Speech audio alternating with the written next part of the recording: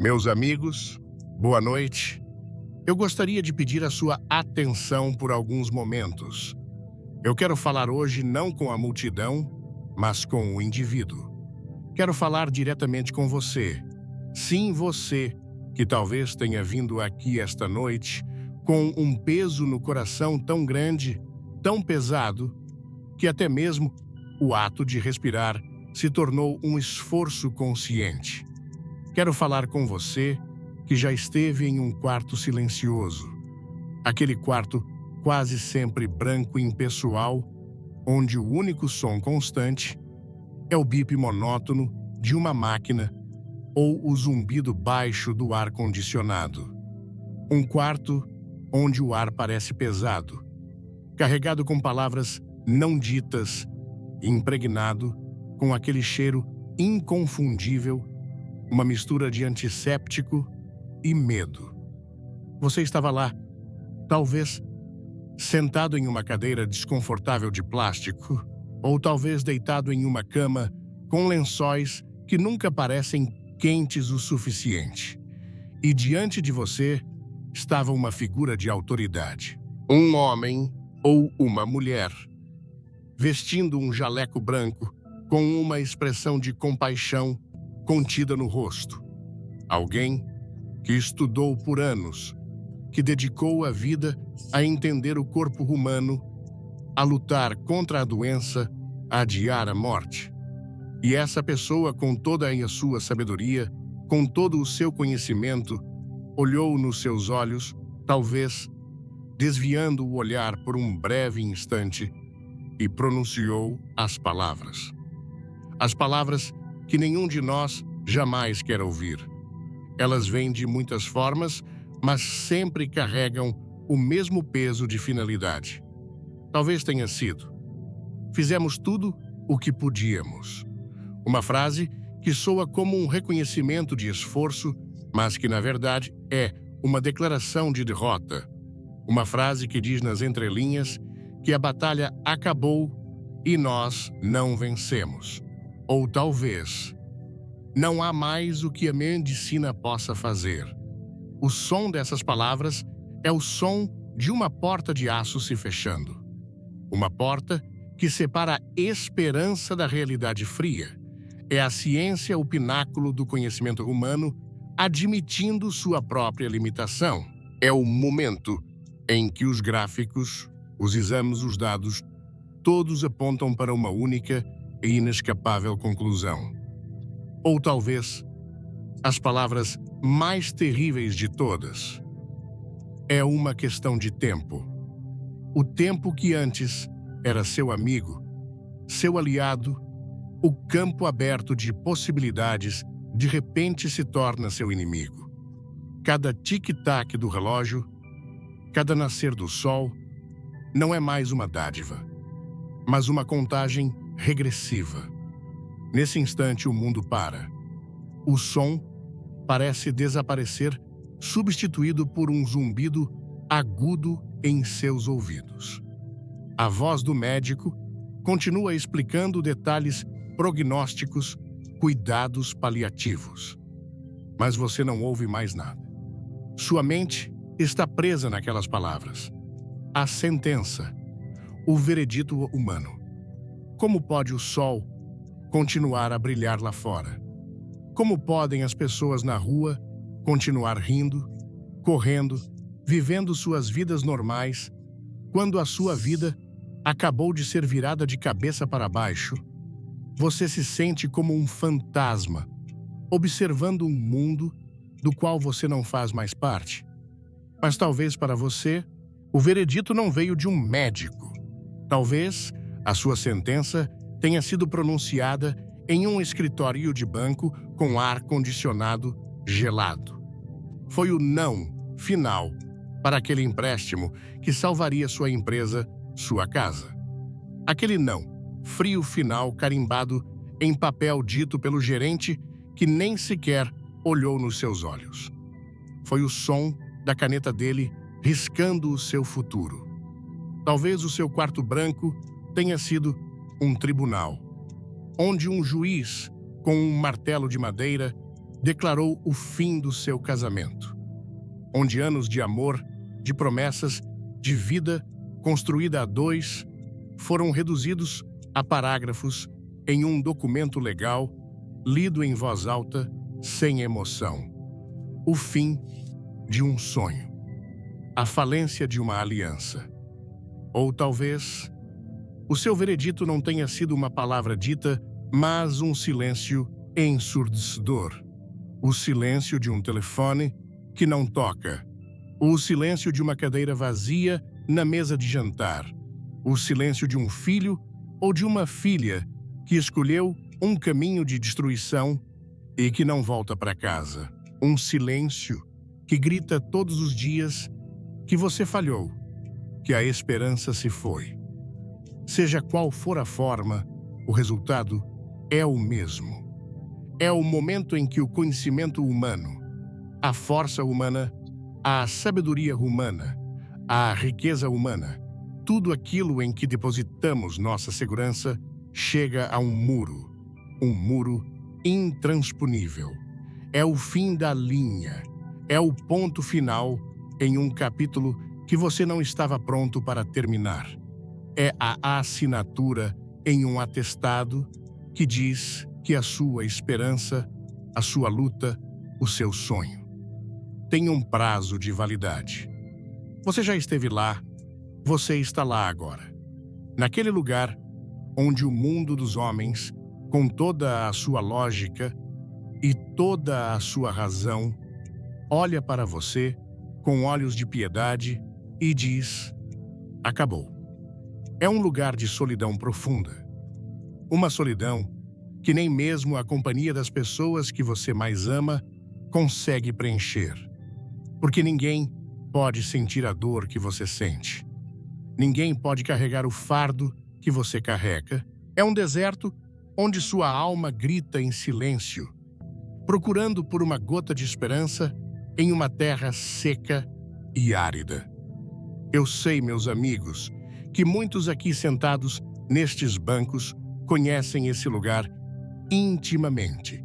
E meu coração esta noite se compadece da sua dor. E é precisamente aí, nesse lugar, no centro exato desse deserto da sua alma, onde o chão está rachado pela seca da desesperança, que eu vim aqui esta noite para lhe dizer algo de vital importância. Eu imploro que você aquiete o seu espírito por um momento. Tente por um instante silenciar o barulho ensurdecedor da sua dor, o eco incessante daquelas palavras finais que ressoam em sua mente. Apenas por um momento, porque é no silêncio do desespero humano que um outro som pode ser ouvido. Não é um trovão, não é um terremoto, não é uma voz que abala as paredes do seu quarto.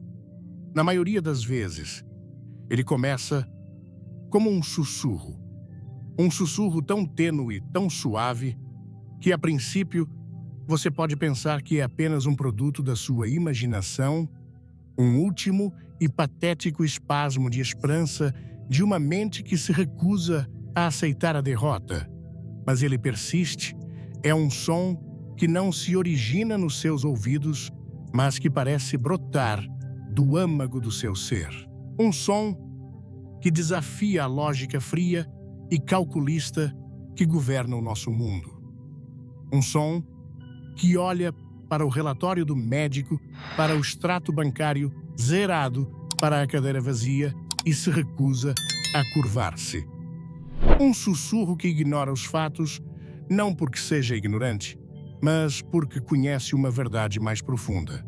É um sussurro que se recusa teimosamente a aceitar a realidade que lhe foi imposta com tanta autoridade.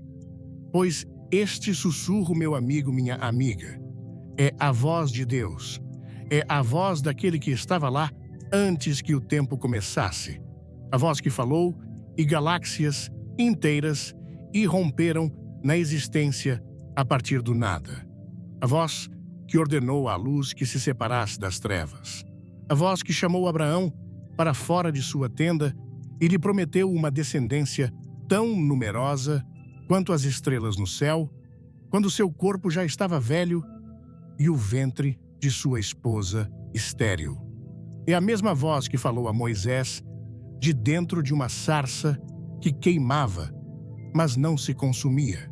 É a voz que disse a um jovem pastor chamado Davi que ele seria rei enquanto ele não passava de um menino cuidando de ovelhas. E esta voz que ecoa através dos milênios chega até você hoje, nesse seu quarto de dor, nesse seu momento de perda, e ela sussurra a mesma mensagem fundamental que tem sussurrado à humanidade desde o início: o que você vê não é tudo o que existe. A Bíblia, a palavra infalível de Deus, nos dá um vislumbre da majestade dessa perspectiva divina. No livro do profeta Isaías, capítulo 55, Deus mesmo declara: porque os meus pensamentos não são os vossos pensamentos, nem os vossos caminhos. Os meus caminhos, diz o Senhor. Porque assim como os céus são mais altos do que a terra, assim são os meus caminhos mais altos do que os vossos caminhos, e os meus pensamentos mais altos do que os vossos pensamentos. Eu peço que você medite na profundidade dessa declaração. Não é apenas uma bela poesia, é uma afirmação de uma realidade completamente diferente. Deus está nos dizendo que a maneira como Ele opera, a lógica que Ele segue, o plano que Ele executa, está em uma dimensão tão superior à nossa quanto os céus, estrelados, estão acima do chão que pisamos. Nós estamos aqui embaixo com nossa visão limitada. Nós só conseguimos ver o que está diretamente à nossa frente. Vemos a doença no microscópio. Vemos o saldo negativo na tela do computador. Vemos a porta fechada, a fechadura trancada, o caminho bloqueado. Nossa perspectiva é horizontal, mas a perspectiva de Deus é vertical. Antes de começarmos, se você ou alguém que você ama precisa de uma palavra de esperança, hoje digite amém nos comentários. Quero sentir a sua presença comigo. Ele vê o começo desde o fim. Ele vê o propósito por trás da dor. Ele vê a luz no fim do túnel, mesmo quando nós só conseguimos ver a escuridão avassaladora que nos cerca.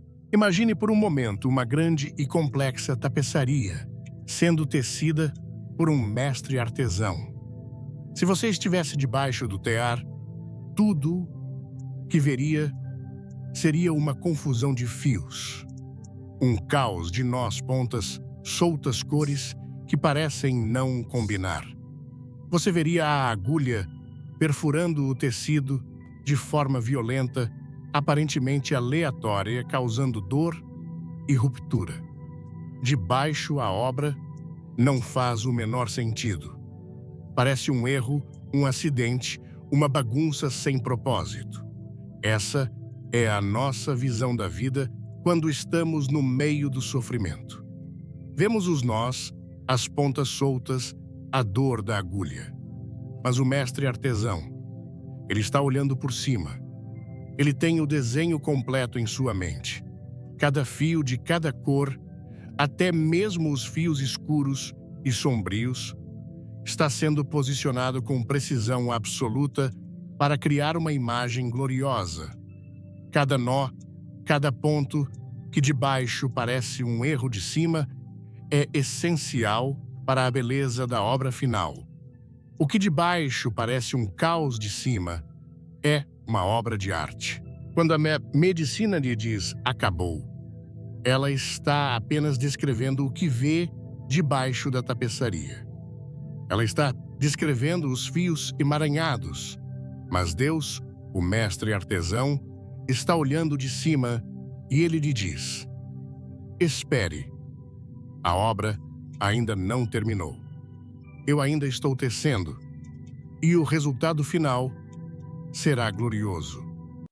Os seus pensamentos são de desespero.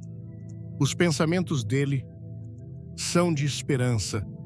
Os seus caminhos levam a um beco sem saída. Os caminhos dele abrem um mar ao meio. Você entende a diferença enquanto o homem, com sua ciência e sua lógica, olha para os fatos e para as limitações? Deus olha para a possibilidade e para o impossível. A ciência trabalha com as leis da natureza que ele mesmo criou. Mas o Criador não está limitado por sua própria criação. Ele pode operar acima das leis naturais. Isso é o que chamamos de milagre. Um milagre não é a quebra das leis da natureza, mas a intervenção de uma lei superior à lei do poder soberano de Deus. Portanto, quando você recebe um veredito humano, por mais final que ele pareça, lembre-se, é apenas um relatório baseado em uma perspectiva limitada. É um fato, mas não é necessariamente a verdade final. Qual é a diferença entre um fato e a verdade? O fato é que o seu corpo está doente. A verdade é o que a palavra de Deus diz em Isaías 53. Pelas suas pisaduras fomos sarados. O fato é que suas contas estão vencidas e não há dinheiro. A verdade é o que a palavra de Deus diz em Filipenses 4. O meu Deus, segundo as suas riquezas, suprirá todas as vossas necessidades em glória por Cristo Jesus. O fato é que você se sente fraco sozinho e com medo. A verdade é o que a palavra de Deus diz em Isaías 41. Não temas, porque eu sou contigo. Não te assombres, porque eu sou o teu Deus.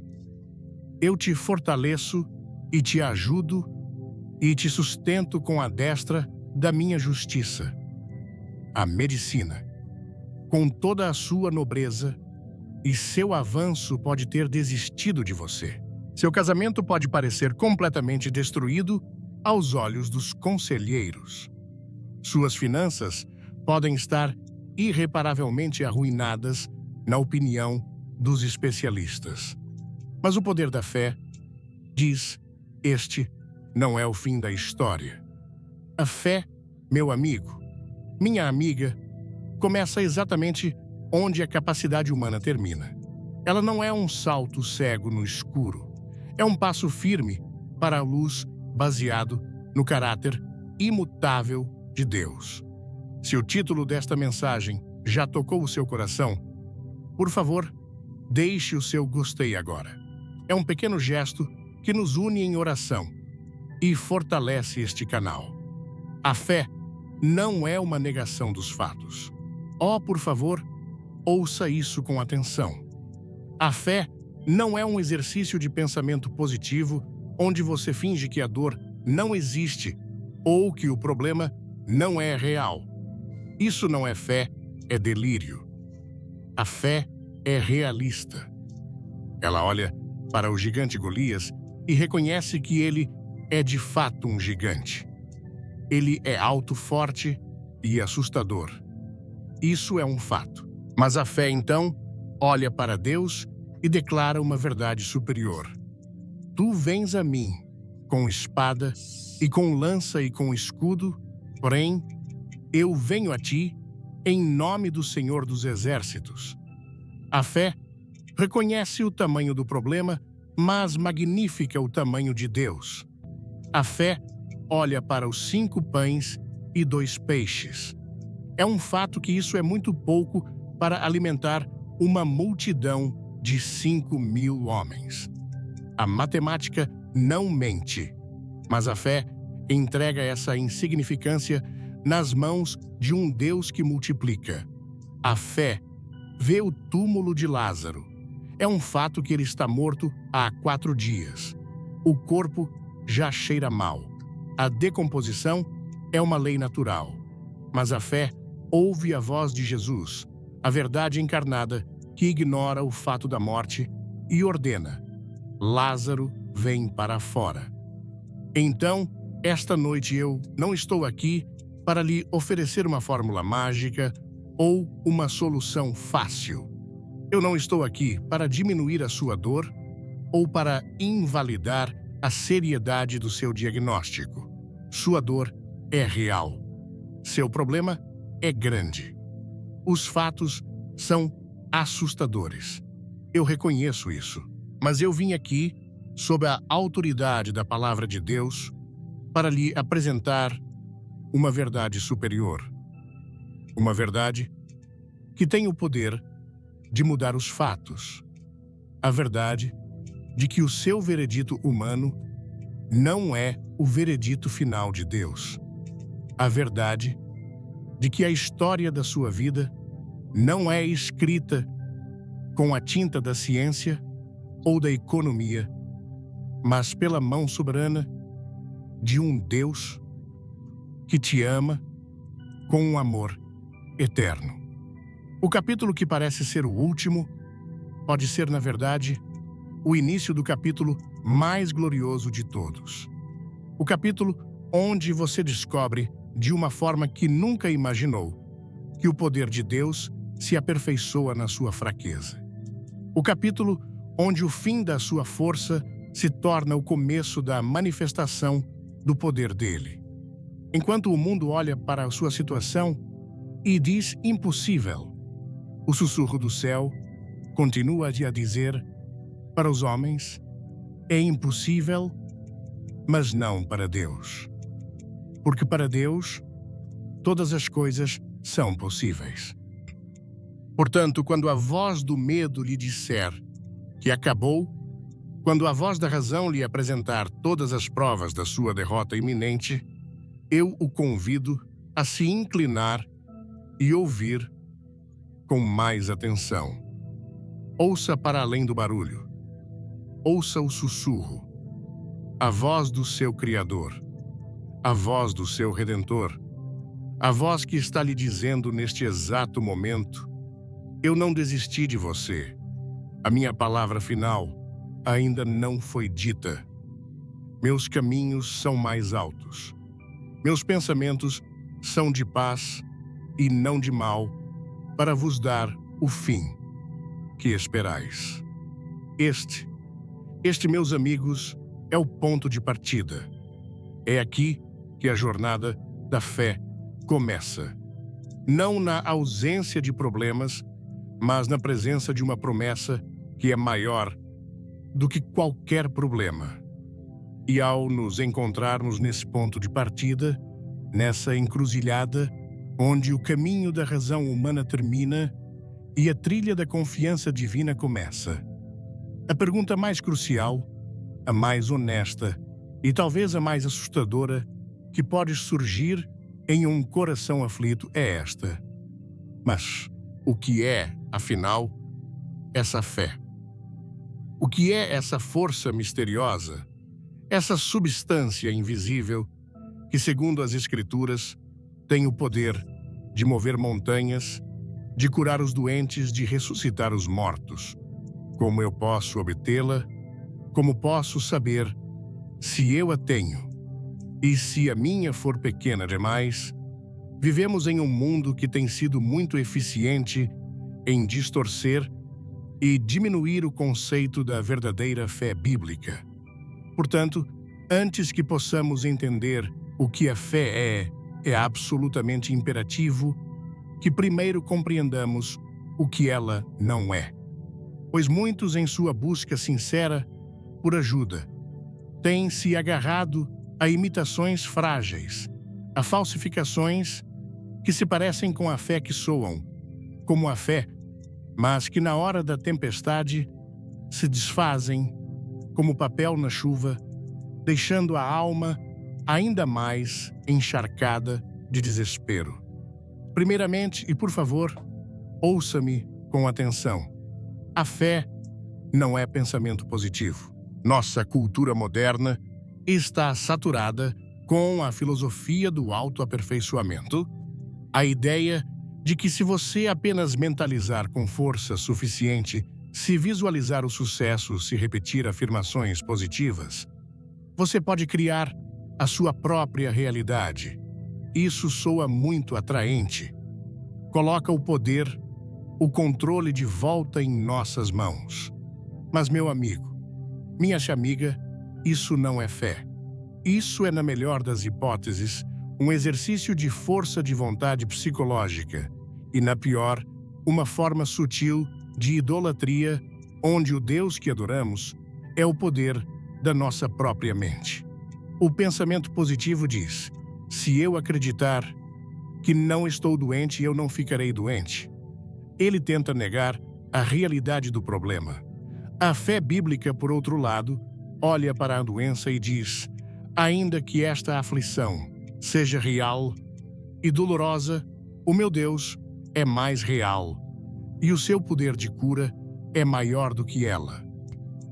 O pensamento positivo é como um homem pendurado sobre um abismo, segurando uma corda fina e frágil, tentando desesperadamente se convencer de que a corda é forte. Ele fecha os olhos e repete para si mesmo: esta corda não vai arrebentar, esta corda é forte, eu vou ficar bem.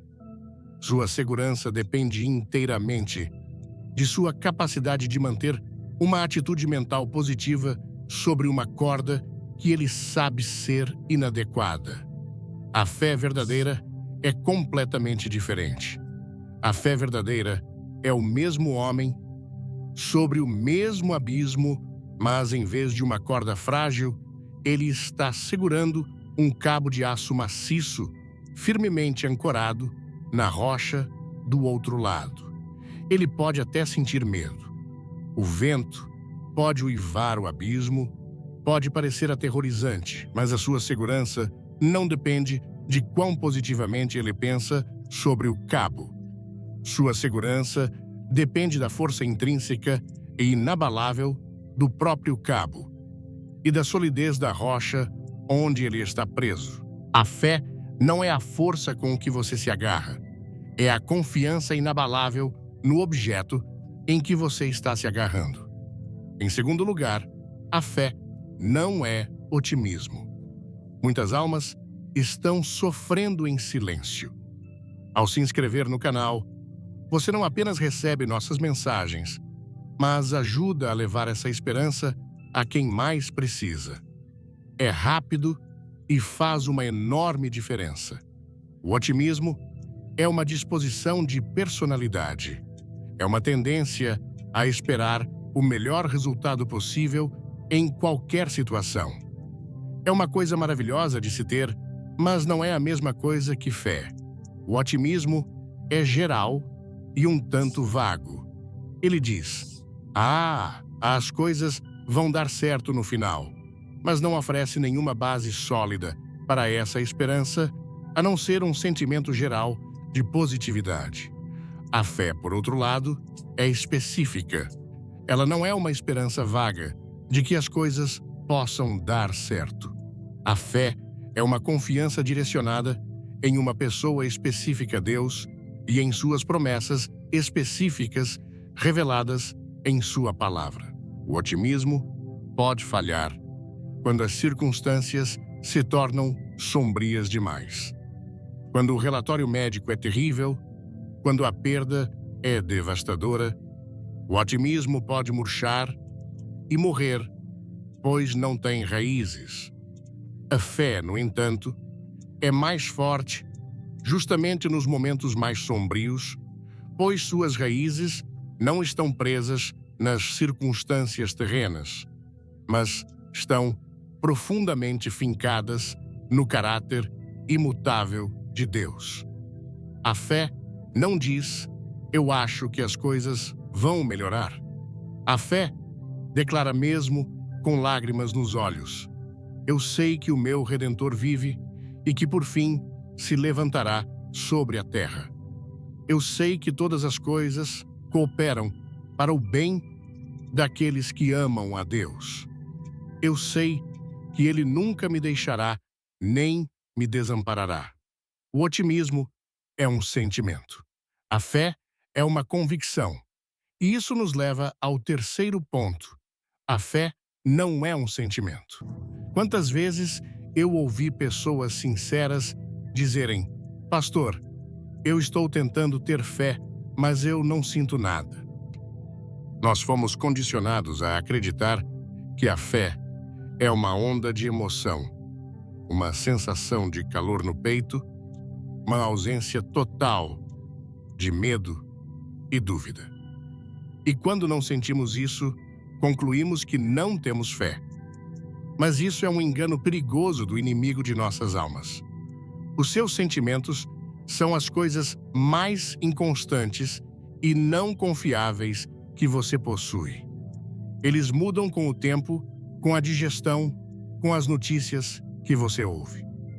Se a sua salvação ou a sua cura dependessem dos seus sentimentos, você estaria salvo em 1 minuto e perdido no próximo. A fé não é a ausência de medo. A fé é agir apesar do medo. A fé não é a ausência de dúvida. A fé é escolher crer na palavra de Deus, mesmo quando sua mente está cheia de perguntas. A fé é uma decisão da sua vontade, não uma reação das suas emoções. É uma escolha deliberada de colocar a sua confiança em Deus, independentemente de como você se sente no momento. Davi, o grande rei, o homem segundo o coração de Deus, conhecia bem essa luta. No Salmo 42, ele conversa consigo mesmo, ele prega para sua própria alma, dizendo: Por que estás abatida, ó minha alma, e por que te perturbas em mim? Espera em Deus, pois ainda o louvarei. Ele não negou seus sentimentos de abatimento e perturbação. Ele os reconheceu, mas então ele tomou uma decisão de vontade. Ele escolheu esperar, confiar, louvar a Deus, mesmo no meio da sua angústia emocional. Isso é fé. Então, se a fé não é pensamento positivo, nem otimismo, nem um sentimento, o que ela é? E um aviso importante: fique comigo até o final. A história que vou contar nos últimos minutos é a prova viva de que o impossível pode acontecer. E você não vai querer perder. A definição mais clara, mais profunda e mais poderosa de toda a Escritura se encontra na Carta aos Hebreus, capítulo 11, versículo 1. O autor inspirado escreve: Ora, a fé é o firme fundamento das coisas que se esperam e a prova das coisas que não se veem. Eu quero que paremos aqui. Eu quero que você deixe essas palavras penetrarem fundo em seu espírito. Elas contêm a chave para destrancar o poder de Deus em sua vida. Vamos analisar isso. A fé é o firme fundamento. A palavra grega original usada aqui é hipóstasis. Esta não é uma palavra fraca. Ela não significa desejo ou esperança vaga. Hipóstasis significa substância, realidade concreta, título de propriedade. Pense nisso. A fé é o título de propriedade das coisas que você espera receber de Deus. Imagine que um parente muito rico e generoso lhe deixou uma mansão magnífica em seu testamento. Você vai ao escritório do advogado e ele lhe entrega um documento. Esse documento é a escritura, o título de propriedade. Ele tem o seu nome. A descrição da propriedade está assinado, selado, legalmente válido. Agora, você ainda não se mudou para a mansão. Você talvez nem a tenha visto com seus próprios olhos, mas no momento em que você segura aquele título de propriedade em suas mãos, a mansão já é sua. Não será sua um dia. Ela é sua agora. A escritura é a sua garantia legal, a sua substância a prova da sua posse, mesmo antes de você colocar os pés na propriedade. É exatamente isso que o autor de Hebreus está dizendo sobre a fé. Quando Deus lhe faz uma promessa em sua palavra, a promessa de cura, de provisão, de salvação, de paz, e você a aceita com fé, você está recebendo o título de propriedade daquela promessa. A cura pode ainda não ter se manifestado em seu corpo. O dinheiro pode ainda não ter aparecido em sua conta bancária. A paz pode ainda não ter inundado suas emoções. Mas pela fé, você segura a Escritura. Você tem a substância. Você tem a garantia divina de que aquilo que foi prometido já lhe pertence em Cristo Jesus. A fé, portanto, não é tentar fazer Deus lhe dar algo. A fé é simplesmente o ato de receber o título de propriedade daquilo que Ele já lhe deu gratuitamente pela sua graça. E a segunda parte do versículo diz que a fé é a prova das coisas que não se veem. O mundo opera com base nos 5 sentidos. Ver para crer. Se eu não posso ver, ouvir, tocar, cheirar ou provar, então não é real. Mas o reino de Deus opera por um princípio superior. O reino de Deus diz crer para ver. A fé é o nosso 6º sentido espiritual. É a capacidade que Deus nos dá de perceber a realidade do mundo invisível. A fé é o olho da alma. Assim como seus olhos físicos percebem a luz, as cores e as formas do mundo material, a fé percebe as realidades do mundo espiritual. Com seus olhos físicos, você vê o relatório do médico, o tumor no exame. Mas com os olhos da fé, você vê as listras nas costas de Jesus que garantem a sua cura. Com seus olhos físicos, você vê a montanha de dívidas. Mas com os olhos da fé, você vê o seu Deus, que é dono de todo o ouro e de toda a prata. Com seus olhos físicos, você vê o túmulo. Mas com os olhos da fé, você vê a ressurreição e a vida. A fé, portanto, não é uma fantasia. Ela é a percepção de uma realidade mais verdadeira, mais permanente e mais poderosa do que a realidade que nossos sentidos físicos podem detectar. É a prova, a evidência, a convicção inabalável de que o que Deus disse é mais real do que o que nós vemos ou ouvimos ou sentimos. É por isso que a Bíblia diz que andamos por fé e não por vista. Não significa que ignoramos a vista. Significa que não permitimos que a vista tenha a palavra final. Nós submetemos o que vemos ao que sabemos que é verdade, de acordo com a palavra de Deus. Mas aqui reside um ponto crucial. Um ponto que, se não for compreendido, pode levar a uma grande frustração. O poder não está na sua fé. O poder está no objeto da sua fé. Ter fé na fé não cura ninguém. A sua fé por si só não tem poder algum. A fé é apenas o canal.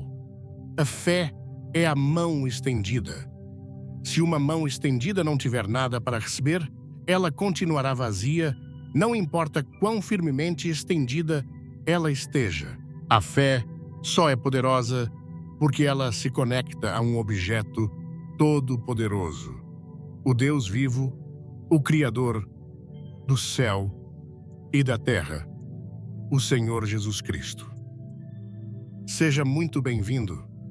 Se esta mensagem encontrar o seu coração, peço 2 coisas.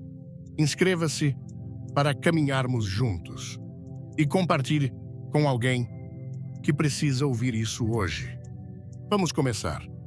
É como a tomada em uma parede. A tomada por si só não tem luz nem energia. Mas quando você conecta um aparelho nela, você acessa o poder ilimitado da usina elétrica que está a quilômetros de distância. A sua fé é a tomada. Ela não tem poder em si mesma, mas ela tem a capacidade de conectar você à fonte de todo o poder. Jesus ilustrou isso perfeitamente quando disse aos seus discípulos que, se tivessem fé do tamanho de um grão de mostarda, poderiam dizer a uma montanha para se mover. Pense nisso. Um grão de mostarda é minúsculo, quase insignificante. Ele não estava dizendo que precisamos de uma fé enorme, gigantesca, para ver milagres. Ele estava dizendo que mesmo a menor quantidade de fé genuína, quando colocada no Deus Todo-Poderoso, libera um poder desproporcional. O poder não está no tamanho da semente, mas no potencial de vida que Deus colocou dentro da semente. O poder não está no tamanho da sua fé. O poder está no tamanho do seu Deus. Portanto, a questão hoje não é quão grande é a sua fé. A questão é quão grande é o Deus em quem você deposita a sua fé.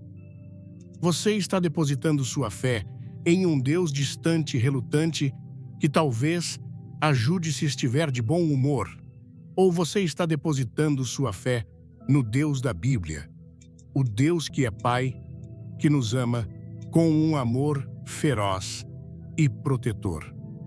O Deus que é o Todo-Poderoso, para quem nada é impossível. O Deus que é fiel, que não pode mentir e que cumpre cada uma de suas promessas.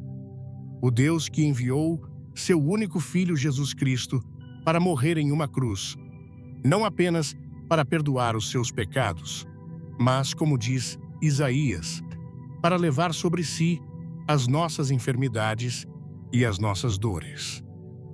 Esta é a natureza da fé verdadeira. É uma confiança inabalável no caráter de Deus. É segurar o título de propriedade de suas promessas. É ver com os olhos da alma as realidades do reino invisível. É conectar a sua fraqueza à sua onipotência.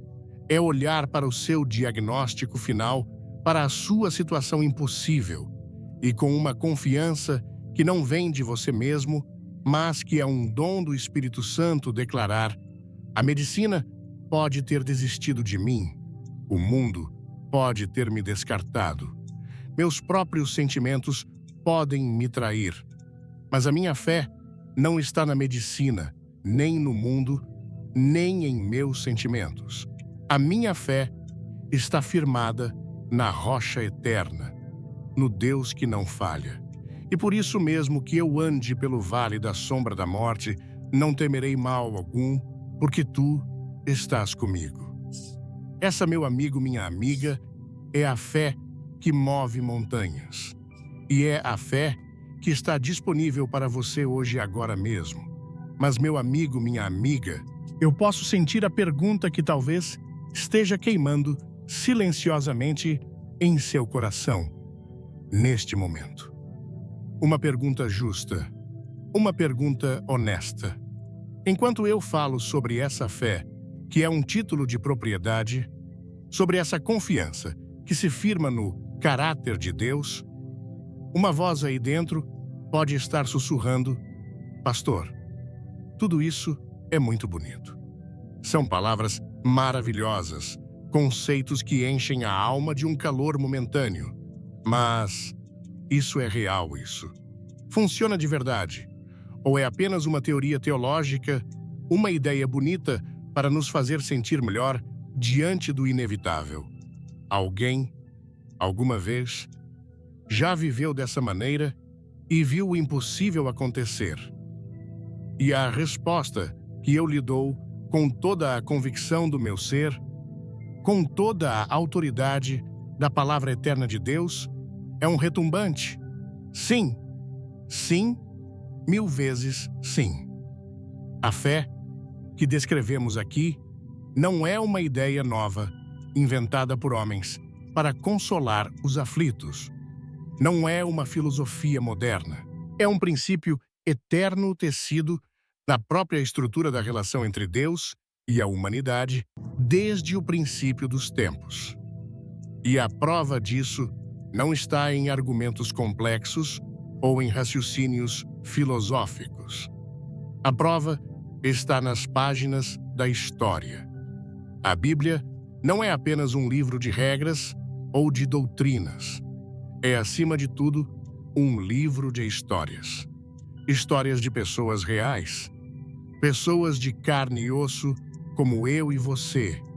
Pessoas que sentiram medo, que tiveram dúvidas, que enfrentaram diagnósticos terríveis e situações sem esperança. E em suas histórias, nós encontramos um registro indelével, uma prova viva e pulsante de que quando a fé, mesmo a menor delas, encontra o Deus Todo-Poderoso, o impossível se torna o palco para um milagre. Então, por favor, viaje comigo por um instante. Deixe o seu problema de lado, só por alguns minutos, e caminhe comigo pelos corredores do tempo. Vamos visitar alguns desses heróis, não porque eles fossem super-homens, mas porque a fé deles em um super-Deus os tornou extraordinários. Pense comigo no rei Ezequias. Aqui não estamos falando de um homem comum. Ezequias era um rei, um homem de poder, de riqueza, de influência. Um homem que tinha acesso aos melhores médicos, aos melhores conselheiros, a tudo o que o seu reino podia oferecer. Mas um dia, a doença o atingiu. Uma doença tão severa, tão implacável, que o levou ao leito de morte. E então, aconteceu o que para muitos seria o golpe final, a confirmação absoluta do fim. O profeta Isaías, o homem de Deus, o porta-voz do Altíssimo, entrou em seus aposentos. Ele não veio com palavras de conforto, ele não veio com uma promessa de cura. Ele veio com um veredito divino. Imagine a cena. O quarto do rei, talvez escuro, pesado, com o cheiro da enfermidade. E o profeta, com a autoridade de quem fala em nome do próprio Deus, olha para Ezequias e diz as palavras mais terríveis que um homem pode ouvir. Assim diz o Senhor: põe em ordem a tua casa, porque morrerás e não viverás. Pense nisso por um momento. Não foi um médico que disse isso. Não foi um especialista. Foi o próprio profeta de Deus. Era aparentemente a vontade declarada do céu. Era o diagnóstico final, carimbado com um "assim diz o Senhor". Para 99,9% das pessoas, a história terminaria aqui. O que mais se pode fazer quando o próprio Deus diz que você vai morrer?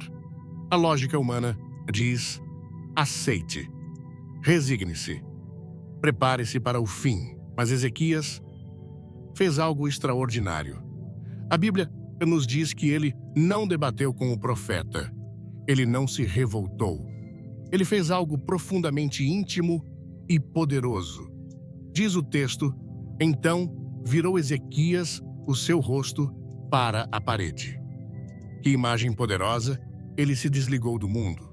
Ele se desligou do profeta, o portador da má notícia.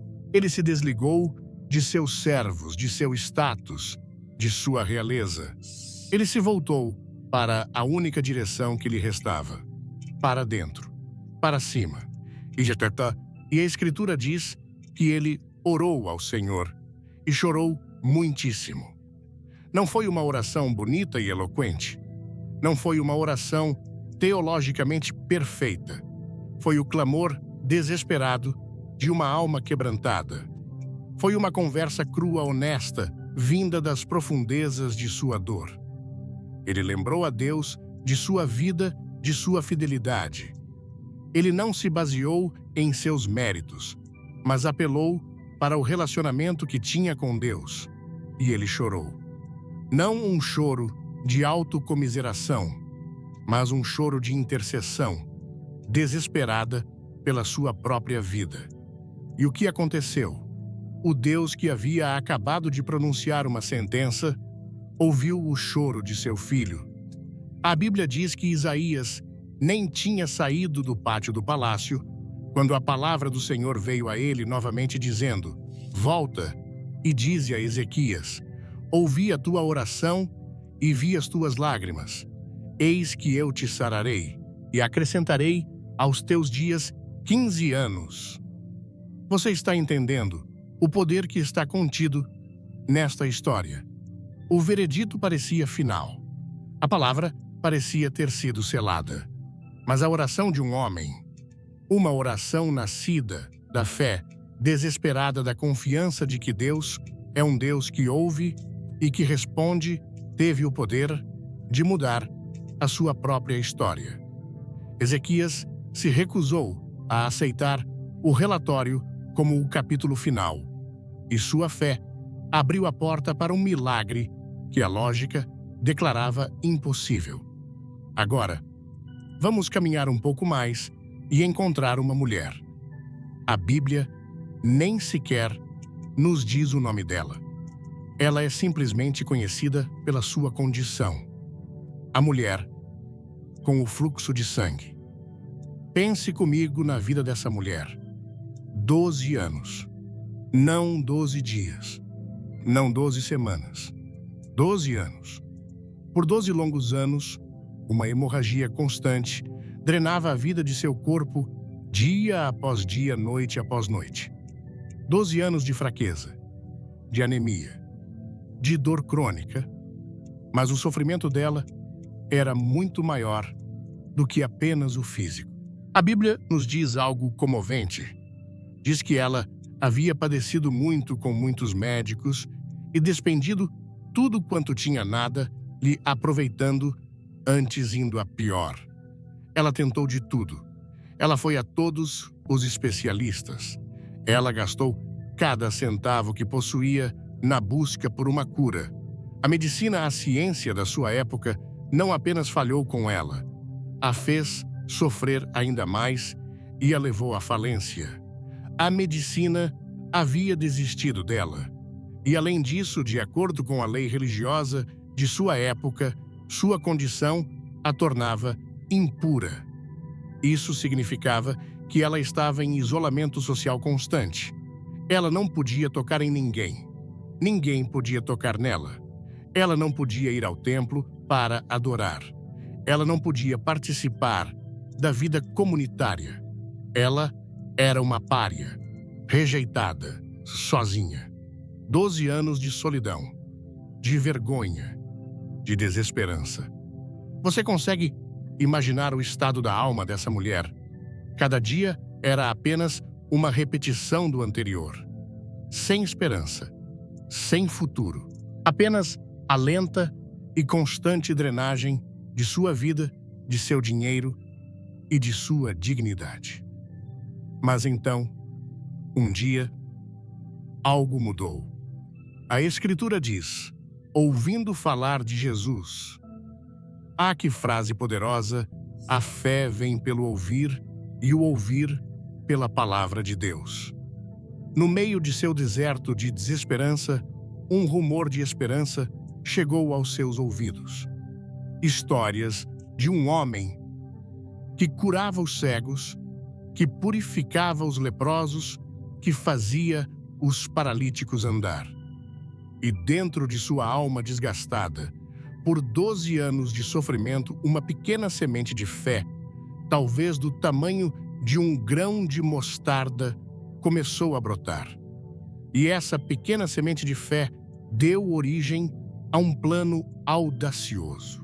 Uma ideia que para muitos pareceria loucura. Ela começou a dizer a si mesma. A Bíblia diz que ela dizia consigo. Ela pregava para si mesma, fortalecendo sua própria fé. Ela dizia, se eu tão somente tocar nas suas vestes, sararei. Isso não era um pensamento positivo. Isso era uma declaração de fé específica. Ela não disse: talvez, se eu chegar perto, algo bom aconteça.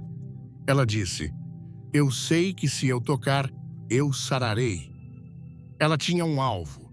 Ela tinha uma convicção. E então, ela colocou essa fé em ação. Imagine a cena. Jesus está andando e uma multidão enorme o aperta por todos os lados. É um caos de corpos suados, de gente gritando e empurrando. E no meio dessa confusão está essa mulher, fraca, anêmica, lutando para ficar de pé. Ela não deveria estar ali. Se alguém a reconhecesse, ela poderia ser expulsa, humilhada, talvez até apedrejada por tornar os outros impuros. Cada passo era um risco. O medo devia estar gritando em seus ouvidos: volte, é perigoso. Você não vai conseguir. Quem é você para se aproximar do Mestre? Mas a fé dela era mais alta do que o seu medo. Ela se arrastou, ela se esgueirou. Ela empurrou, ignorando a dor, ignorando a vergonha, com um único objetivo queimando em sua mente: tocar nas vestes dele. E, finalmente, esticando a mão trêmula, seus dedos roçaram a orla do manto de Jesus. E no mesmo instante, naquele exato segundo, algo aconteceu. A Bíblia diz que logo se lhe secou a fonte do seu sangue e sentiu no seu corpo estar já curada daquele mal. 12 anos de sofrimento, apagados em um piscar de olhos. O poder de Deus fluiu para o corpo dela e fez em um segundo o que a medicina não pôde fazer em 12 anos. Mas a história não termina aí. Jesus, no meio da multidão, para. Ele se vira e pergunta: quem me tocou? Os discípulos confusos dizem: Mestre, a multidão te aperta e dizes: quem me tocou? Mas Jesus sabia que aquele não tinha sido um toque acidental. Tinha sido um toque de fé.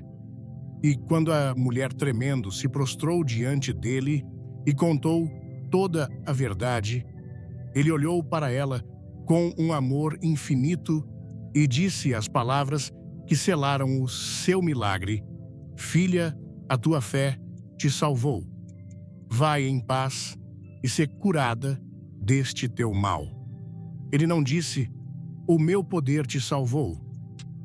Ele não disse: a minha vontade te salvou. Ele disse: a tua fé te salvou. A fé dela foi o canal. A fé dela foi a mão que se estendeu e se apropriou do poder que estava disponível em Jesus. Você vê o padrão. Ezequias se voltou para a parede em oração desesperada. A mulher se moveu em ação desesperada. Ambos se recusaram a aceitar sua condição como final. Ambos direcionaram sua fé para a única fonte de esperança. Mas deixe-me lhe dar um último exemplo que ilustra um aspecto diferente, mas igualmente poderoso da fé. Pense no centurião romano, um homem de autoridade militar, um gentio, não um judeu. Um dia, seu servo, a quem ele muito estimava, estava em casa, paralítico, sofrendo terrivelmente à beira da morte. Este centurião, um homem acostumado a dar ordens e a ser obedecido, humilhou-se. Ele foi procurar Jesus. Ele implorou por ajuda. E a resposta de Jesus foi cheia de compaixão: eu irei e lhe darei saúde. Mas o que o centurião disse em seguida é o que torna esta história tão notável. É uma das maiores declarações de fé de toda a Bíblia. Ele disse: Senhor, não sou digno de que entres debaixo do meu telhado. Primeiro, ele reconheceu sua própria indignidade em contraste com a santidade de Jesus. Mas então, ele disse algo que chocou a todos. Mas dize somente uma palavra e o meu criado sarará. Pense na profundidade do que ele estava dizendo. Ele era um homem que entendia de autoridade. Ele continuou: pois também eu sou homem sob autoridade e tenho soldados às minhas ordens. E digo a este, vai, e ele vai, e a outro, vem, e ele vem. E ao meu criado, faze isto, e ele o faz. Ele estava dizendo: Jesus, eu entendo como seu reino funciona. Assim como a minha palavra tem autoridade no mundo militar, a tua palavra tem autoridade sobre o mundo natural, sobre a doença, sobre a morte. Você não precisa ir até a minha casa. Você não precisa fazer um ritual. Você não precisa tocar nele. A sua palavra liberada, de onde você está, é suficiente. Apenas diga a palavra. A reação de Jesus foi de puro espanto. A Bíblia diz que maravilhou-se Jesus e disse aos que o seguiam: em verdade vos digo que nem mesmo em Israel encontrei tanta fé. E então ele se virou para o centurião e disse: vai, e como creste, te seja feito. E a Escritura conclui com uma simplicidade poderosa: e naquela mesma hora o seu criado sarou. Nem mesmo em Israel. A maior fé que Jesus encontrou não veio de um seguidor religioso, mas de um soldado pagão que simplesmente entendeu o princípio da autoridade espiritual. Então, o que essas histórias, essas provas vivas, nos ensinam hoje, em nosso sofrimento, em nosso desespero, elas nos ensinam que esta fé não é uma teoria abstrata. Ela é real, ela é prática, ela funciona. Elas nos mostram que não importa o quão final seja o diagnóstico, como o de Ezequias. Não importa há quanto tempo você sofre, como a mulher do fluxo de sangue. E não importa o quão indigno você se sinta, como o centurião. Deus responde à fé. Essas histórias não estão na Bíblia apenas para nos impressionar. Elas estão lá para nos instruir. Elas são um mapa. São um manual de operações para o impossível. Elas são um convite do próprio Deus ecoando através dos séculos para você esta noite. Um convite para que você também se recuse a aceitar o seu veredito humano como a palavra final. Elas são a prova histórica, a evidência irrefutável de que, embora a medicina, o dinheiro, os amigos e até mesmo a nossa própria força possam nos abandonar, o poder da fé, ancorado em um Deus fiel, jamais nos abandonará. A história de Ezequias, a história da mulher sem nome, a história do centurião. Todas elas gritam a mesma verdade. O seu capítulo ainda não acabou. A caneta ainda está na mão de Deus. E a fé é o que permite que ele escreva um final diferente daquele que o mundo já decretou para você. E ao ouvirmos estas histórias, ao sentirmos o poder que emana da fé de Ezequias, da mulher anônima, do soldado romano, é natural, é humano que uma outra voz comece a falar dentro de nós. Não é a voz da esperança que se acende, é uma outra voz. Uma voz mais fria, mais cínica. A voz da nossa própria realidade, da nossa própria experiência. Enquanto eu falo sobre a fé inabalável destes heróis, essa voz pode estar sussurrando em seu ouvido com uma honestidade brutal. Mas, pastor, Eu não sou como eles. Eu não sou um rei como Ezequias. Eu não tenho essa coragem. Eu não tenho essa história de fidelidade para apresentar a Deus. Eu não tenho a audácia daquela mulher. Eu tenho medo. Eu me sinto fraco demais para lutar, para abrir caminho no meio da multidão. A verdade é que eu já me conformei com a minha dor. E eu, certamente, não tenho a fé clara e lógica daquele centurião. Minha mente está cheia de perguntas. Minha fé é confusa. Eu oro, pastor. Oh, como eu oro! Mas enquanto meus lábios dizem as palavras de confiança, uma parte de mim, lá no fundo, ainda teme, ainda duvida, ainda se prepara para o pior. Meu amigo, minha amiga, se essa é a sua luta, se essa é a sua confissão silenciosa, esta noite, eu quero que você saiba de algo. Eu quero que você se incline e ouça com muita atenção. Você não está sozinho. Essa honestidade dolorosa, essa sensação de inadequação, essa batalha interna entre a esperança e o medo, não é um sinal de que você está longe de Deus. Na verdade, pode ser o sinal de que você está mais perto dele do que nunca. Porque você está sendo real. Você está sendo humano. E Deus nunca em nenhum momento nos pediu para sermos super-homens, para nos aproximarmos dele. Ele simplesmente nos pede para virmos como estamos. Deixe-me esclarecer um dos maiores e mais paralisantes mal-entendidos sobre a fé. Um engano que o inimigo de nossas almas usa com maestria para nos manter presos na dúvida e na impotência.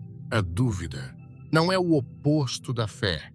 A incredulidade é o oposto da fé. E há uma diferença monumental entre as duas. A incredulidade é uma decisão, é uma posição do coração. A incredulidade é cruzar os braços, endurecer o coração e dizer: eu me recuso a crer, eu não quero. Não importa o que você diga, não importa o que você faça, eu não vou confiar. A incredulidade é a porta que uma pessoa fecha por dentro para guiar a graça de Deus. Foi a incredulidade dos fariseus que os impediu de ver o Messias, que estava bem diante de seus olhos. Foi a incredulidade do povo de Nazaré que limitou os milagres que Jesus pôde fazer ali. A incredulidade é um ato de vontade que se opõe a Deus. Mas a dúvida é algo totalmente diferente. A dúvida não é um punho fechado. A dúvida é uma mão trêmula estendida no escuro, esperando encontrar outra mão para segurar.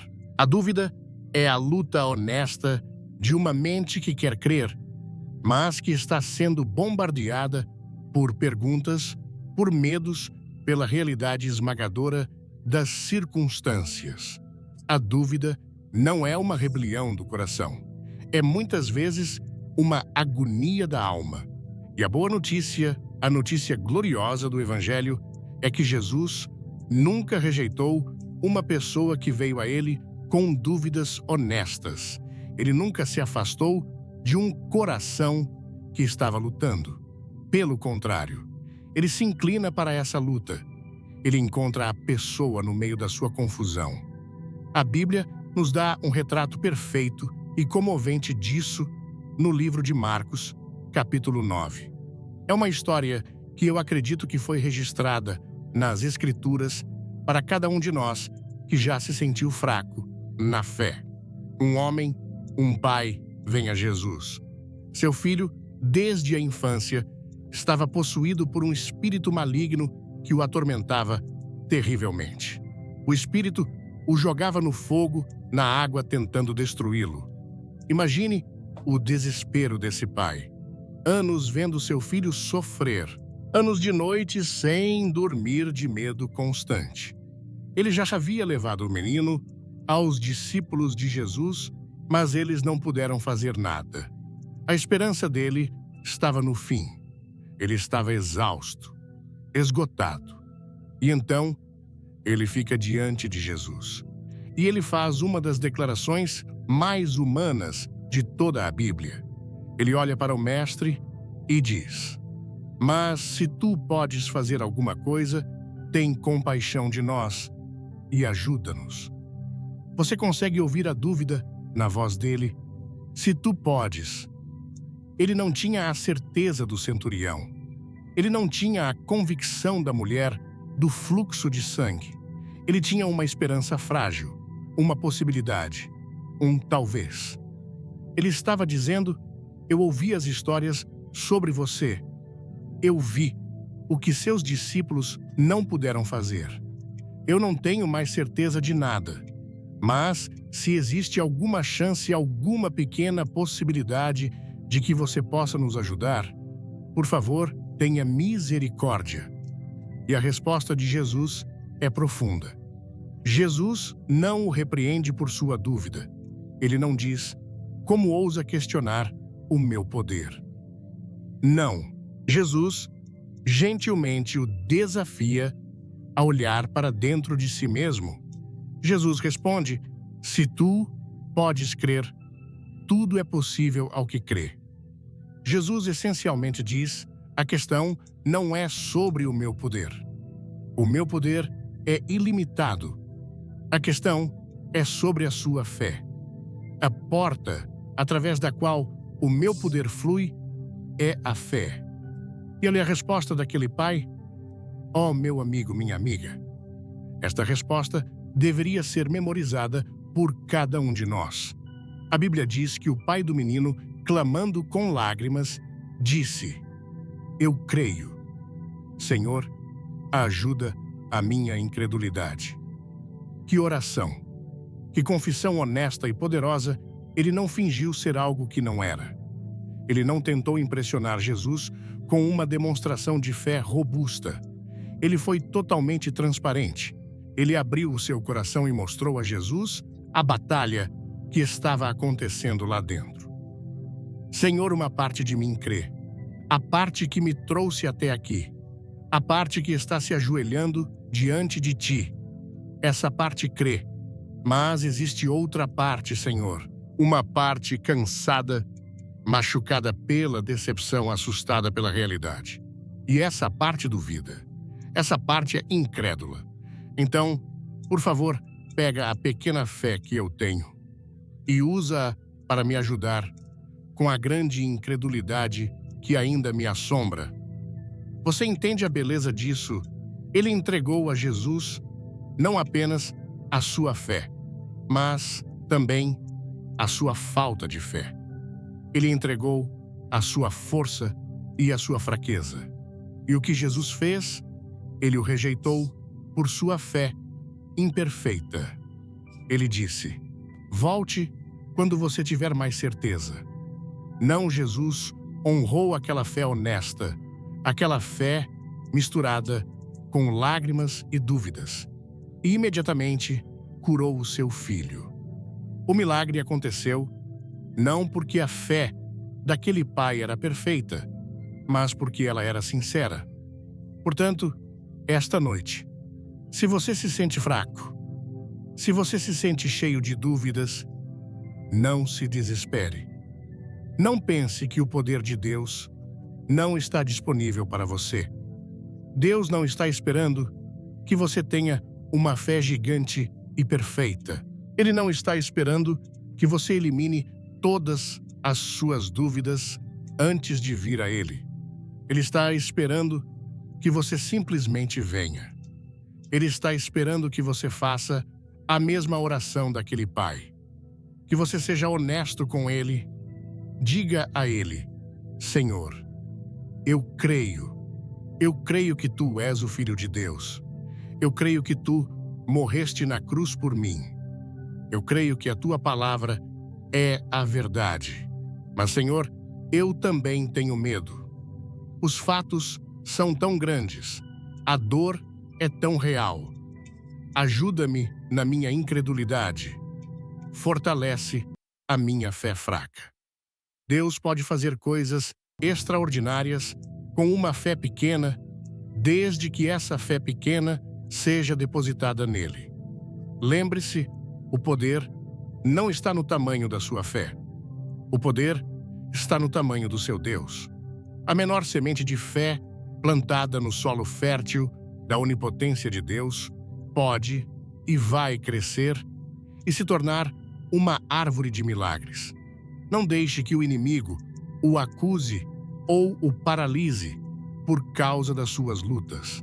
A sua dúvida não desqualifica você para um milagre. Ela simplesmente o qualifica para a graça. Porque é exatamente na nossa fraqueza que o poder dele se aperfeiçoa. E isso nos leva, naturalmente, ao próximo passo. A pergunta que surge logicamente a seguir: ok, pastor, eu entendo. Eu entendo que a minha fé não precisa ser perfeita. Eu entendo que posso trazer minhas dúvidas a Deus. Mas como? Como eu faço isso? Como eu saio deste lugar de desespero paralisante e dou o primeiro passo em direção a essa fé que move montanhas? Qual é a ação prática que eu preciso tomar? O primeiro passo. O passo mais importante, o fundamento sobre o qual todos os milagres são construídos. Pode ser resumido em uma única e poderosa palavra: rendição.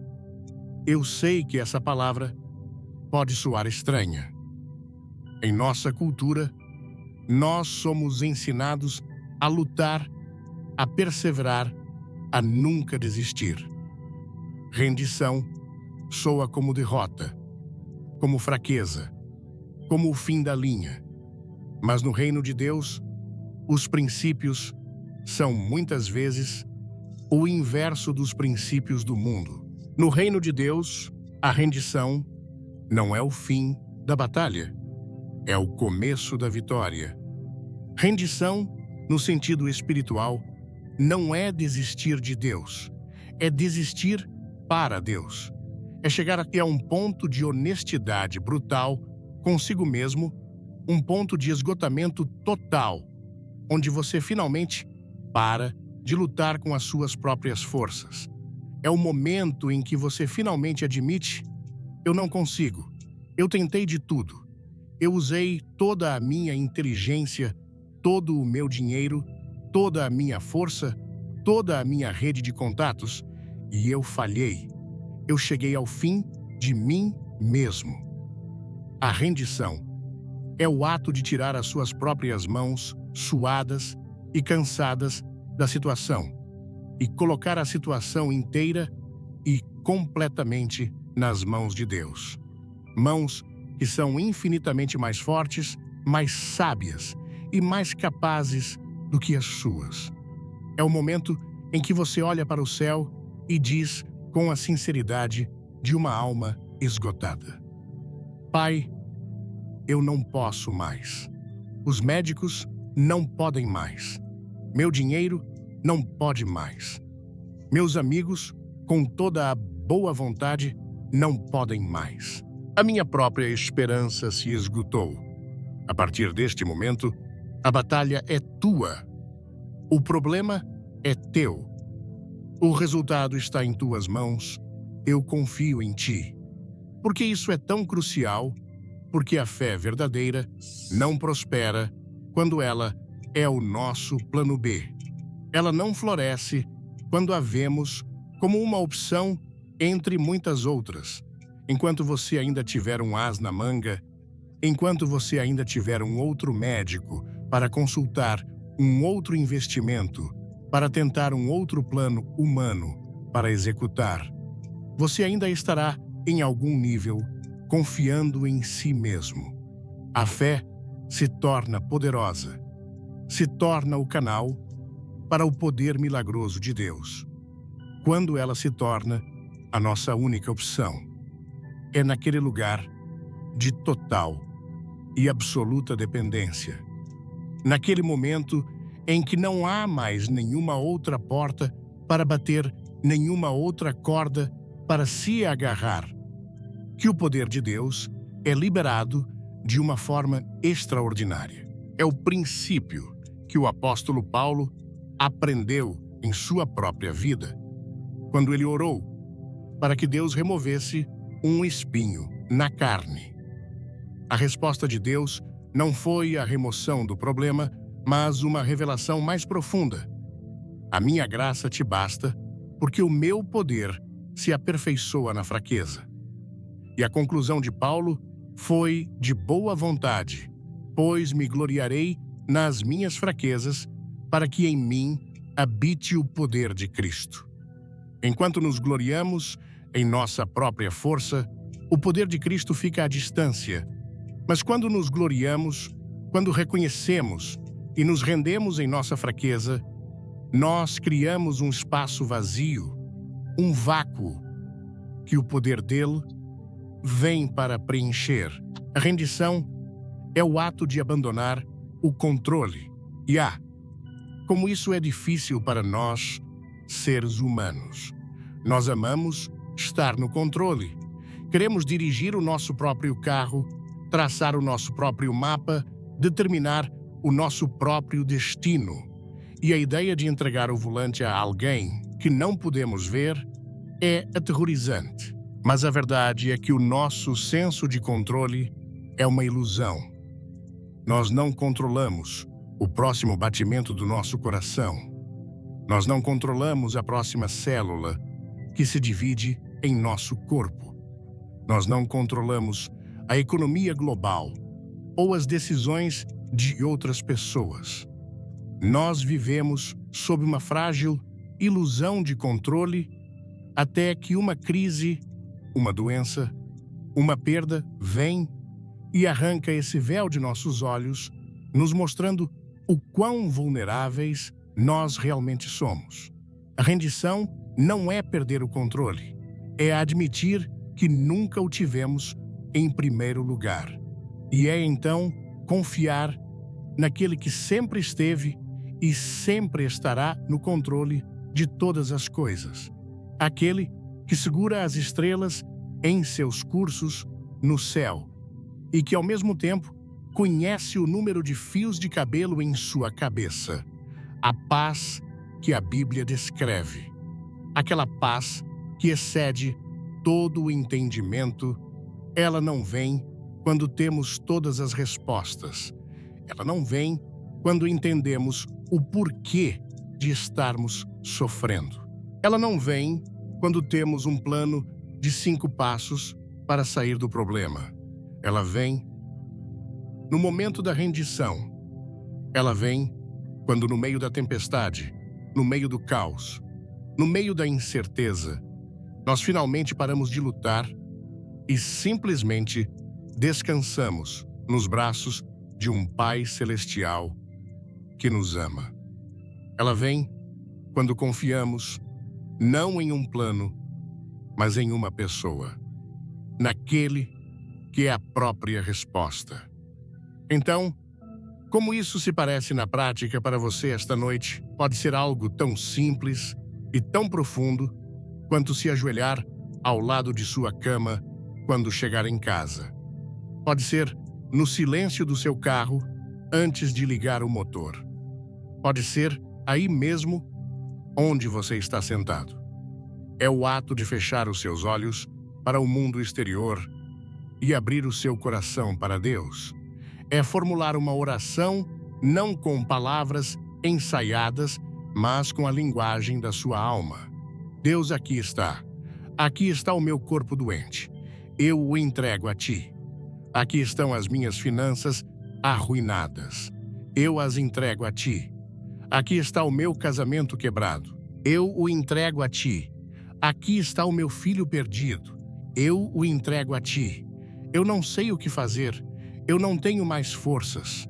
A partir de agora, tu estás no comando. Eu confio no teu amor. Eu confio na tua sabedoria. Eu confio no teu poder. Seja feita a tua vontade, não a minha. Este é o primeiro passo.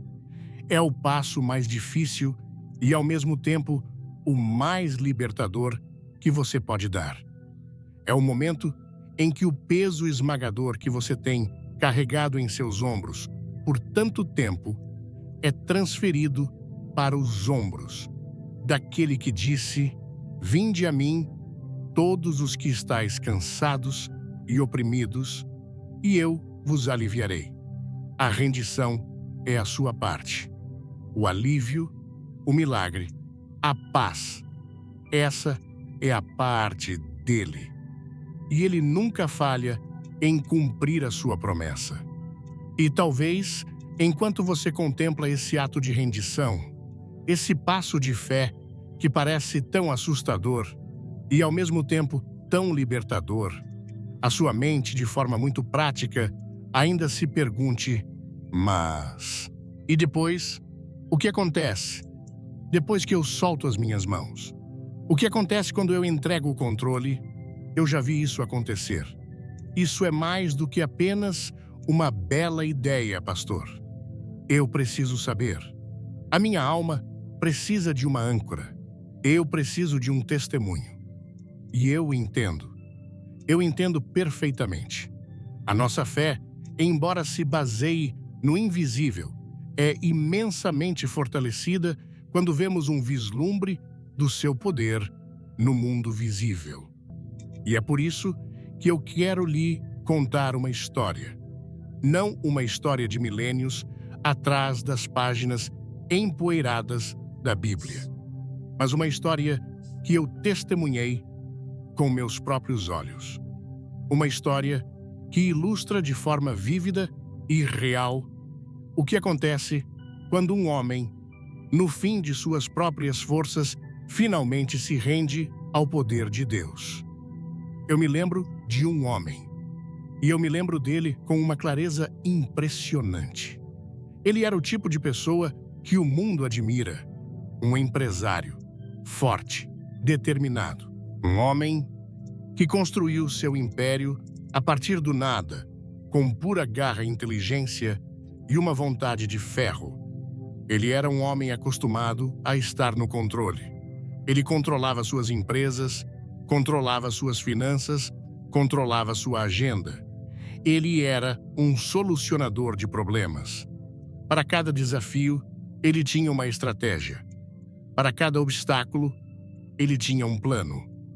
Ele era a personificação da autossuficiência. E então, um dia, ele se deparou com um problema que ele não podia resolver. Um inimigo que ele não podia intimidar. Um obstáculo que ele não podia contornar. Ele recebeu um diagnóstico de câncer no pâncreas, um dos tipos mais agressivos e letais da doença. Os médicos, com toda a sua perícia, lhe deram o veredito. Com o tratamento, talvez 6 meses. Sem ele, talvez 3. Era uma sentença de morte proferida com uma compaixão clínica que não oferecia nenhum conforto real. E o que esse homem, esse capitão de sua própria alma fez? Ele fez o que sempre fez. Ele lutou. Ah, como ele lutou! Mas ele lutou à sua maneira. Ele usou as armas que conhecia. Ele usou seu dinheiro voando para os melhores especialistas do mundo.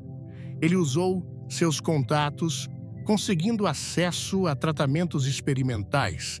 Ele usou sua força de vontade, forçando seu corpo a suportar rodadas brutais de quimioterapia que o deixavam devastado. Ele declarou guerra à doença usando todo o arsenal do conhecimento humano. Seus amigos e sua família o admiravam. Ele é um lutador, diziam. Ele não vai desistir. E ele não desistiu. Mas apesar de toda a sua luta, de todo o seu esforço, a doença avançava. Implacável, impiedosa. Cada novo exame era pior que o anterior. O tumor crescia. A dor aumentava. E a força, aquela força de vontade de ferro, que sempre o definira, começou a enferrujar, a se esfacelar. Eu o visitei em seu quarto de hospital. E o homem que eu vi deitado naquela cama não era o mesmo gigante que eu conhecia. Ele estava fraco, pálido, magro. Seus olhos, que antes brilhavam com inteligência e comando, agora estavam fundos, turvos de dor e de um cansaço que ia muito além do físico. Era um cansaço de alma. A sua armadura de autossuficiência havia sido quebrada em 1000 pedaços. Ele havia chegado ao fim de si mesmo. Naquela noite, conversamos por um longo tempo, e eu não lhe ofereci falsas esperanças ou clichês religiosos. Eu simplesmente me sentei com ele em sua dor. E em algum momento, no silêncio daquele quarto estéril, com o som suave das máquinas ao fundo, ele começou a chorar. Não um choro alto, mas um choro silencioso, que sacudia seu corpo frágil. Eram as lágrimas de um homem forte, que finalmente admitia sua própria impotência. E então, ele me contou o que havia acontecido na noite anterior. Ele disse que sozinho na escuridão, sentindo o corpo consumido pela dor e a esperança se esvaindo como areia por entre os dedos, ele finalmente se quebrou. Toda a luta, todo o orgulho, toda a teimosia, tudo se dissolveu em um único momento de clareza devastadora. Ele estava morrendo, e não havia nada, absolutamente nada, que ele pudesse fazer a respeito. E foi ali, naquele ponto mais baixo, naquele abismo de desespero, que ele fez algo que não fazia desde que era um menino pequeno. Ele orou, mas não foi a oração eloquente de um teólogo, não foi a oração confiante de um santo. Foi, ele me disse, a oração mais simples e mais honesta de sua vida. Ele não tinha forças para se ajoelhar. Então, ele apenas virou o rosto para o travesseiro e sussurrou, no silêncio do quarto: Deus, se tu estás aí, eu desisto. Eu desisto. Eu lutei à minha maneira. Eu usei todas as minhas armas. E eu perdi. A batalha está perdida. Eu não tenho mais forças. Eu não tenho mais planos. Eu não tenho mais nada. Se existe algum poder em ti, se tudo o que eu ouvi na igreja quando era criança é real, se a fé é mais do que apenas uma história bonita, então eu te entrego o que me resta. Eu entrego a minha vida. Eu entrego os meus últimos dias. Eu entrego a minha dor. Eu entrego o meu medo. Eu entrego tudo em tuas mãos. Eu não peço para viver. Eu não exijo uma cura. Eu só me rendo. Faça a tua vontade.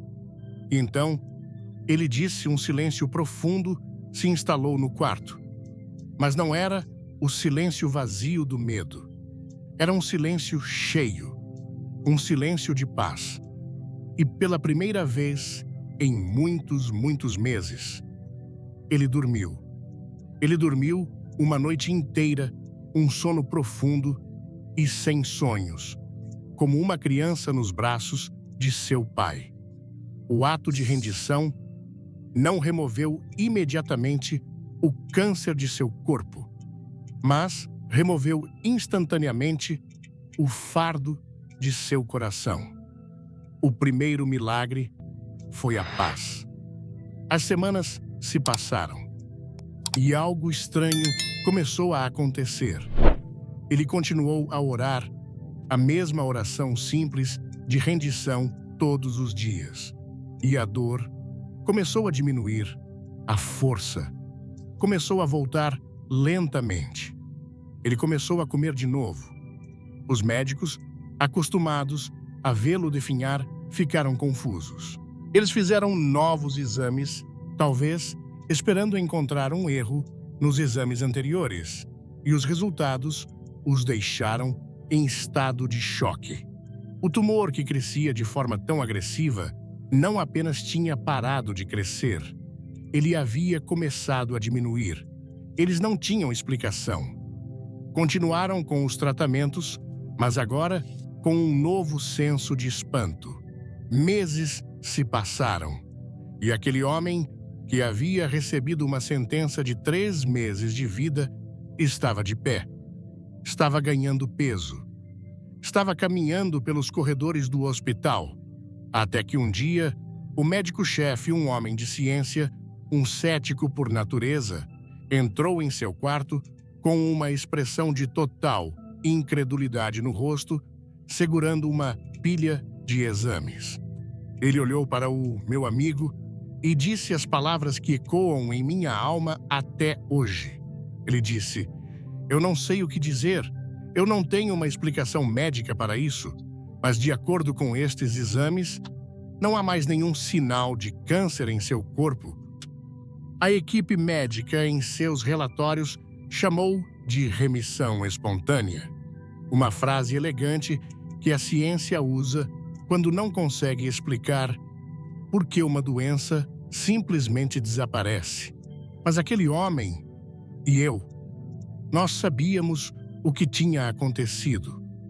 Nós chamamos pelo seu verdadeiro nome. Nós chamamos de milagre. E quando foi que o milagre começou? Ele não começou quando os médicos tentaram um novo tratamento.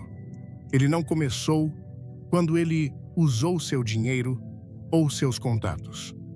O milagre começou naquela noite escura da alma, no momento em que ele parou de confiar no que ele podia fazer e confiou totalmente no que somente Deus podia fazer.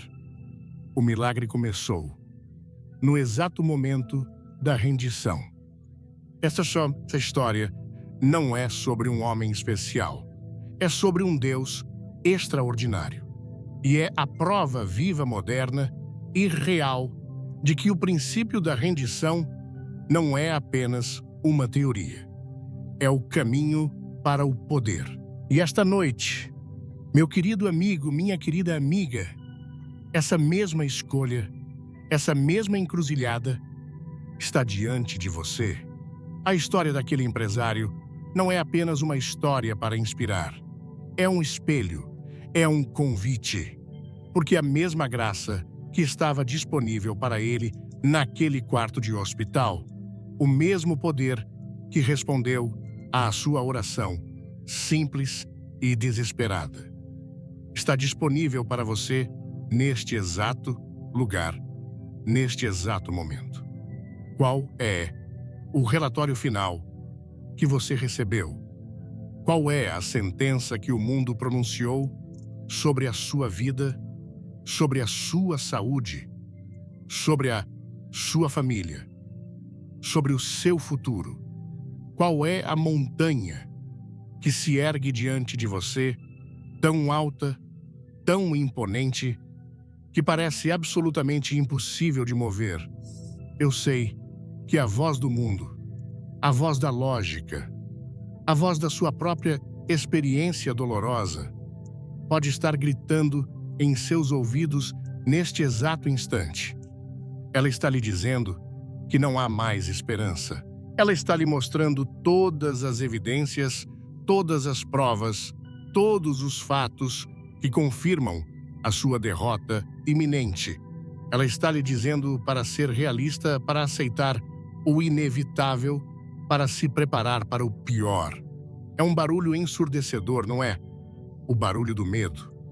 O barulho da razão sem fé. Mas acima desse barulho, acima do clamor do seu medo e da frieza dos fatos, eu imploro a você, com todo o meu coração, eu peço que você se aquiete apenas por um instante e ouça, com os ouvidos da sua alma. Você consegue ouvir? É um sussurro, o sussurro do Criador do Universo, o sussurro daquele que te formou no ventre de sua mãe e que conhece cada um de seus pensamentos. E ele está lhe dizendo, com uma ternura infinita: eu sou o Deus do impossível. Eu sou o grande médico, o Senhor que te sara. Eu sou a ressurreição e a vida. Eu sou a sua esperança quando toda a esperança humana se foi. A medicina, com toda a sua bênção e seu progresso, pode ter seus limites. O seu dinheiro tem limites. A sua força tem limites. Mas o poder da fé em Jesus Cristo não tem limites. O amor de Deus por você não tem limites. A sua graça não tem limites. Hoje você pode fazer a mesma escolha que aquele pai desesperado fez quando clamou com lágrimas: eu creio, Senhor, ajuda a minha incredulidade. Você pode fazer a mesma escolha que aquela mulher doente fez quando arriscou tudo para dar um passo de fé e tocar nas vestes de Jesus. Você pode fazer a mesma escolha que aquele empresário fez em seu leito de morte, quando finalmente sussurrou: Deus, eu desisto, eu me rendo. O poder de Deus não está 1 milhão de quilômetros de distância, não está reservado para santos ou para uma era passada. A Bíblia diz que a palavra está perto de você, na sua boca e no seu coração. É a palavra da fé. O poder está aqui, agora, esperando apenas por um canal para fluir, esperando por um coração que se abra em rendição e confiança. Eu quero que você se lembre por que temos essa esperança. A base de tudo isso não é um desejo vago. A base é uma rocha sólida. É o que aconteceu em uma colina há 2000 anos. Em uma cruz rude, o Filho de Deus, Jesus Cristo, não morreu apenas para perdoar os seus pecados. A Bíblia diz em Isaías 53 que ele foi ferido por causa das nossas transgressões e moído por causa das nossas iniquidades. O castigo que nos traz a paz estava sobre ele, e pelas suas pisaduras fomos sarados. Naquela cruz, ele tomou sobre si não apenas a sua culpa, mas também a sua dor. Não apenas o seu pecado, mas também a sua enfermidade. O preço pela sua totalidade, espiritual, emocional e física, já foi pago. A cura não é algo que você precisa conquistar. É um presente que já foi comprado para você com o sangue precioso de Jesus. A sua parte não é merecer. A sua parte é simplesmente receber. E o recebimento começa com a rendição. Então, neste momento sagrado, neste lugar, eu o convido a tomar a decisão mais importante da sua vida. Eu o convido a parar de lutar. Eu o convido a entregar sua luta, seu medo, sua dor, sua dúvida e sua desesperança a Ele agora mesmo. Não espere se sentir mais forte. Não espere entender tudo. Não espere que suas dúvidas desapareçam. Venha como você está, com sua fé fraca, com seu coração quebrado, com suas mãos vazias. Apenas venha. Em um momento, eu farei uma oração. E eu o convido a orar comigo, não apenas com seus lábios, mas com seu coração. Se você quer tomar essa decisão hoje, se você quer entregar o controle e colocar sua vida nas mãos de Jesus, então, esta oração é para você. Vamos inclinar nossas cabeças. Vamos orar.